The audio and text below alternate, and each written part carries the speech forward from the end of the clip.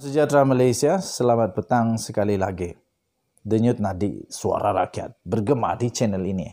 Aku rasa ada sedikit hangat, aku buka dulu bajunya supaya boleh dipromosi tuan-tuan dan puan-puan. Tuan-tuan dan puan-puan, baju ini sudah diorder, ada lebih kurang 3,000 order sekarang yang saya terima melalui Twitter. Jadi saya pula nak buat satu lagi eksperimen. Kalau ini digabung dengan baju tadi ini, apa jadinya? Okey, so kamu boleh komen. Tak apa, komen buruk-buruk pun tak apa, tak kisahlah. Yang penting saya nak promosi. Okey. Kata nak cari makan, habis nak cari apa? Takkan nak cari gaduh pula. Aku memang nak cari makan apa. Okey, so beginilah jadinya. Buka, dapat begitu. Okey, so kalau mau beli baju boleh, mau beli kain saja pun boleh. Sila PM sila inbox saya di dalam Twitter @thetwin.tv. The Twin sambung, TV jarang. Okey, The Twin TV. Tuan-tuan dan puan-puan, terima kasih kepada kamu yang sentiasa bersama-sama dengan channel ini. Kita akan bawakan berita-berita yang sahih sahaja. Berita tak sahih tak boleh. Berita yang tak sahih tapi sudah dikeluarkan di mahkamah atau di mana tak tahu. Okey. Dan setiap kali ada penafian dan sebagainya, kita bacakan semula penafiannya. Okey, tuan-tuan dan puan-puan. Terbaru tentang 1MDB yang mengejutkan seluruh Malaysia.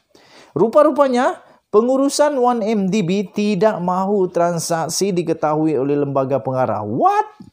The fish. Pengurusan 1MDB tidak mahu transaksi diketahui oleh lembaga pengarah. Tuan-tuan dan puan-puan, di artikel ini dikeluarkan di hmetro.com.my. Okey.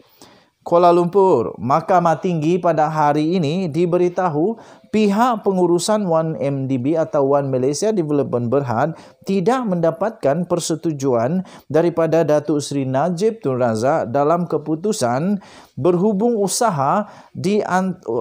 usaha sama di antara apa ni, tiba-tiba hilang pula aku punya artikel ni. Kena delete ke apa ni? Takkan mereka delete pula tapi tajuknya sebentar tadi tuan-tuan dan puan-puan, ada keluar balik. Tak ada lagi. Pada prosedur berhubung usaha sama antara Syarikat Pelaburan Strategik negara itu dengan Petro Saudi International Limited Ltd PSI. Pada prosiding pada hari ini, bekas pengarah bukan eksekutif 1MDB iaitu Tan Sri Ismi Ismail bersetuju dengan cadangan daripada Peguam Tan Sri Muhammad Syafiq Abdullah yang mewakili Najib bahawa pengurusan 1MDB mengelak daripada memaklumkan Najib selaku pemegang saham tunggal 1MDB mengenai keputusan berkenaan. Tuan-tuan dan puan-puan, keputusan itu membabitkan penukaran pelaburan dalam usaha sama itu kepada Nota Islamik Murabahah yang dikatakan bernilai sebanyak 2.3 bilion US dollar. Wow, banyak ni. Nak marah susah.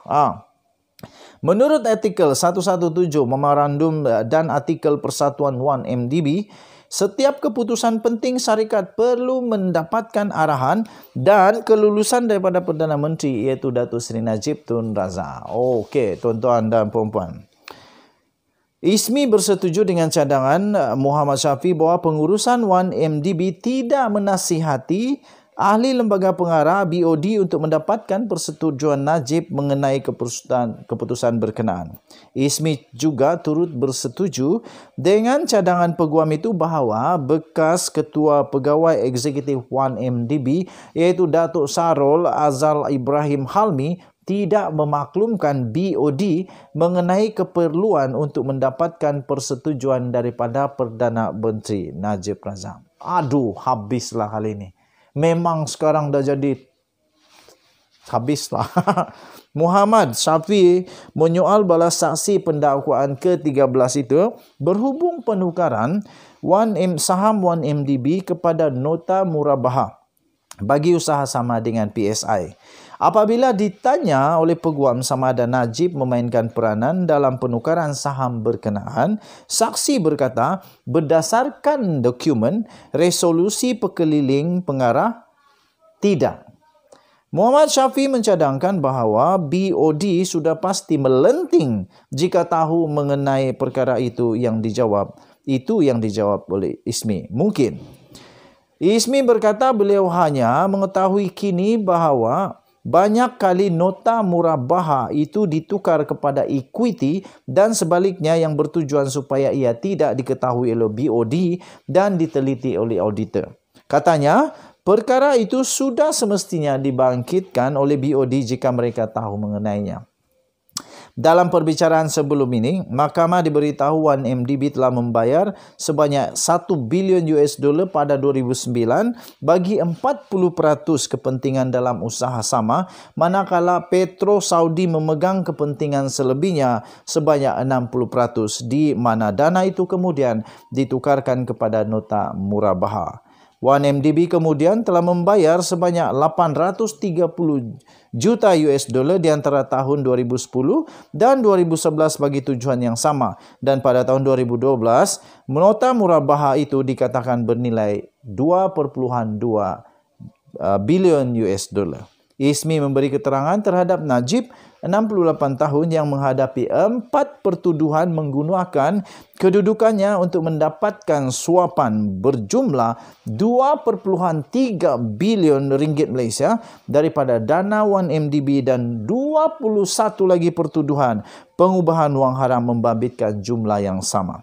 Tuan-tuan dan puan-puan, sementara itu Muhammad Syafiee menyoal saksi mengenai laporan kewangan 1MDB bagi tahun 2013 yang sepatutnya dimuktamadkan oleh firma audit KPMG, tetapi tidak dapat berbuat demikian walaupun selepas setahun bertemu dengan syarikat pelaburan itu. Tuan-tuan dan puan-puan, menjawab persoalan itu, Ismi berkata, ia disebabkan KPMG tidak berpuas hati dengan dokumen dan jawapan yang diberikan oleh pengurusan 1MDB mengenai pelaburan 1MDB dalam Brazen Sky Ltd, iaitu sebuah syarikat yang diperbadankan di British Virgin Islands oleh ahli perniagaan dalam buruan, iaitu Loh Teck Joe atau dikenali sebagai Jolo.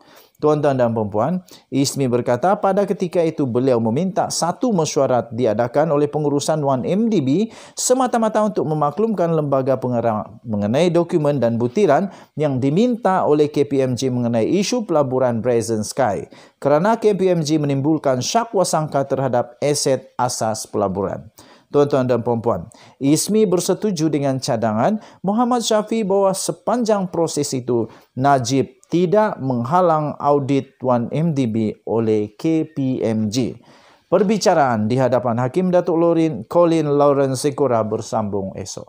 Tuan-tuan dan puan-puan, denyut nadi suara rakyat bergema di channel ini. Jangan lupa tekan butang subscribe, like dan share. Malaysia kita punya, cintai Malaysia aku. Kita jaga kita. Okey. So, beginilah bajunya. Kalau kamu minat, jangan lupa PM saya, inbox saya di dalam Twitter. Sama ada beli bajunya atau beli kainnya, boleh disediakan. Semua boleh dirunding dengan harga yang istimewa. Terima kasih untuk yang sudah order. Semoga kamu diberkati dan semoga kamu suka dengan kainnya. Kita jumpa lagi. Bye-bye.